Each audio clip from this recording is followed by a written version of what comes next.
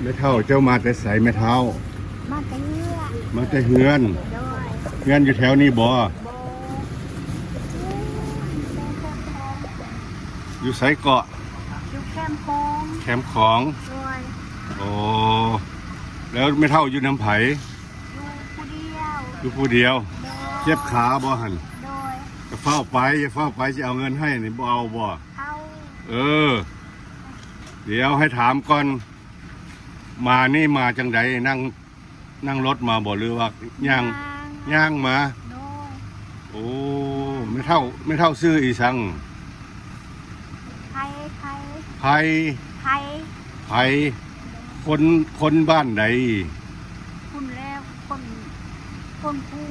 คนพนกุ้งโดยปักเซนี่บ่อยู่ดาวเฮือคุณอยู่ดาวเฮือง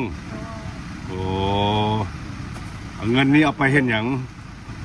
คือเขากินคือข้าวกินคือของนุ่งของซื้อโอ้ขานี่เจ็บบ่ย่างบ่ได้ได้อยู่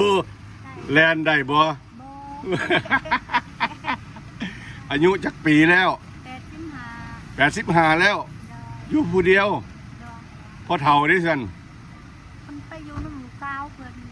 โอ้เอาอันนี้ลูกหลานให้เจ้าเด้อให้เจ้าซื้อยากินเด้อขอบใจเด้อขอบใจนี่ลูกก็มาเที่ยวโดยขอบใจโดยเอาปลอดภัยรักษาสุขภาพได้ไหมเฒ่าเด้อไป